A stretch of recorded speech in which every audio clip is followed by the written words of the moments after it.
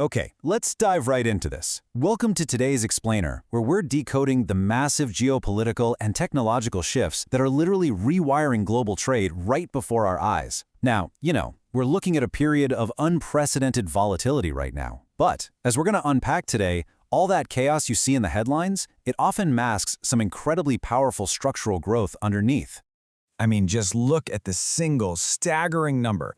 Despite naval blockades, tariff wars, and these massive infrastructure shifts we're seeing, the global logistics market is structurally projected to nearly double. We're going from roughly $12.6 trillion today to $24.36 trillion by 2035. That is an enormous leap. So, the overarching question we're answering today is, how on earth do we actually get there? So here's our roadmap for today's Explainer. We're going to cover 1. The compounding Hormuz crisis. 2. The UAE rewriting energy rules. 3. The USMCA ticking clock. 4. The agentic AI revolution. 5. Dubai's multi-billion transit bet. And 6. That $24 trillion future. Let's start with Section 1, the Hormuz crisis compounds. We're currently in the most dangerous phase yet of this conflict, as of late April 2026. And this timeline brilliantly illustrates how quickly headlines shift compared to the actual reality on the ground. Look at this whiplash. On April 17th, Iran announced the Strait of Hormuz would open during a ceasefire. Markets cheered, right? We saw an immediate 11% drop in oil prices. But reality just didn't match the optimism. By April 20th, maritime traffic had declined right back down to restricted March 1st levels. Then on April 21st, the U.S. extended the ceasefire. But by the very next day, officials confirmed it was only a narrow 3 to 5 day window before military action could restart. And just to add a whole other layer of complexity here, Iran's parliament is preparing legislation to introduce a permanent toll law for vessels. This would fundamentally change an open international waterway into a controlled, paid commercial passage. But honestly, beyond the politics, there is a massive operational hurdle. Right now, 20,000 mariners and 2,000 ships remain completely stranded in the region. That means even if a deal is struck today, shipping won't just magically return to normal tomorrow. Crew rotations and vessel backlogs are going to create massive delays. And here's the really crazy part. Reports indicate Iran has actually lost track of the naval mines it deployed in the strait. Talk about a workplace hazard, right? So regardless of any political agreement, the physical risk is absolutely still there. Clearing those mines will literally take weeks. So, the crucial point for us is how this geopolitical crisis actually hits your budget. For finance teams, the real challenge is what we call the compounding effect. Notice how these fees literally just stack up. UBS just triggered a new surge emergency fee on April 19th. And it's not replacing other fees, guys, it's stacking right on top of them. You start with your base rates, then you add escalating fuel surcharges, which are spiking as diesel hits over $5.60 a gallon. Then you add that new surge emergency fee of 23 to 32 cents per pound, depending on your route. Finally, you slap on a Middle East-specific fee that can be up to $1.50 per pound. This completely breaks the traditional annual contract model. Carrier pricing is now entirely variable and conflict-driven. Moving on to Section 2, UAE rewrites energy rules. On April 28th, the United Arab Emirates announced they're leaving OPEC effective May 1st.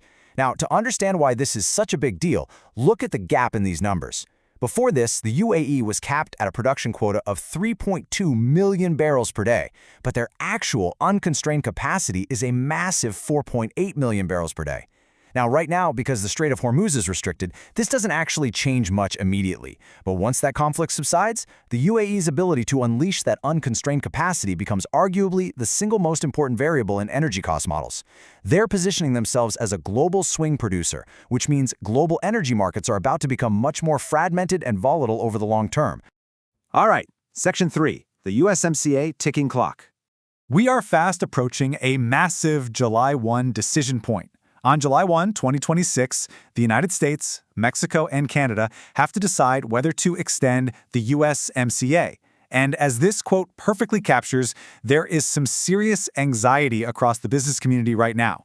Major retail organizations from all three countries have issued a joint appeal because, well, the stakes couldn't be higher. This agreement supports nearly $2 trillion in trade and 56 million jobs. So we're essentially looking at a fork in the road here. Two very different potential futures. On one side, we have a clean 16-year extension. This is what gives businesses the long-term stability they desperately want. On the other side, if differences aren't resolved, the agreement drops into a highly uncertain cycle of annual reviews, eventually facing potential expiration in 2036. The U.S. administration is pushing hard for tighter rules, specifically targeting stricter limits on Chinese-owned manufacturing operating within North America, as well as tighter controls on automotive components and critical minerals. If Mexico and Canada don't align with Washington's stance on China, that messy annual review scenario becomes a very real, very disruptive possibility. Let's pivot to some tech. In Section 4, the agentic AI revolution. 400 million SKUs. That is a mind-boggling number. That is the massive, battle-tested data advantage behind Amazon Web Services' newly launched Connect Decisions platform. We are talking about the agentic supply chain race here. Amazon hasn't just built an AI in a vacuum. They've trained it on the real-world disruptions, demand spikes, and bottlenecks of one of the world's largest fulfillment networks. Let's look at how this builds into a totally new way of working. Agentic AI is no longer just some tech buzzword. It's a baseline requirement now. Amazon's platform uses 25 specialized AI teammates. Notice that word, teammates. Unlike a passive dashboard that just gives you a pretty chart to look at, these agents actively run calculations and take actions on a planner's behalf. They continuously learn from human input, dynamically identifying excess inventory and clearing inefficiencies. And Amazon certainly isn't alone here. SAP and Project 44 are launching parallel suites this year too. By 2030, 60% of enterprises will adopt this. I mean, think about it. If your software requires human intervention for every single minor task, you are operating at a measurable competitive disadvantage. Moving back to physical infrastructure, with Section 5, Dubai's multi-billion transit bet. On April 22nd, Dubai approved the Gold Line, and the engineering specs here are just staggering. It's an AED 34 billion project. It's 42 kilometers long and fully underground, connecting 15 strategic areas. But what's really fascinating here is that this is a completely counter-cyclical investment. Despite the heavy regional energy pressures and the ongoing conflict in the Gulf, the UAE is leaning right into long-term development. They aren't just building a passenger train, they're building a unified multimodal corridor. It's linking Dubai International Airport, the National Etihad rail freight service, and last-mile urban hubs, all while pulling 40 million vehicle journeys off the road every single year. And that brings us to this absolutely critical concept, the economic multiplier. The Gold Line isn't just about transit. It fundamentally removes constraints on growth. For supply chain professionals, this $9.3 billion project completely changes facility site selection today. If you're planning a distribution center or a last-mile hub in Dubai right now, you have to model the proximity to these 18 new stations. By 2032, this network will entirely dictate labor mobility and freight efficiency across the emirate. And finally, Section 6, a 24 trillion future. The story this data tells is just fascinating. It pulls everything together. We started this explainer with that $24.36 trillion figure, which represents an 8% compound annual growth rate. The disruptions we just covered, the Hormuz blockades, the USMCA nearshoring pressures, they aren't shrinking the logistics market. Actually, it's the exact opposite.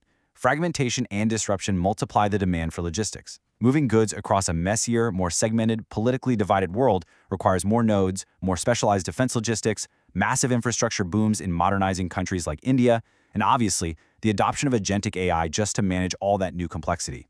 Which leaves us with this final, vital question. The logistics market is doubling. The disruptions we talked about, they're becoming permanent structural features. The AI teammates are ready to be deployed right now. We've seen the data, we've mapped out the friction points, and we've explored the solutions. So now it's over to you. Is your supply chain actually ready to scale with it?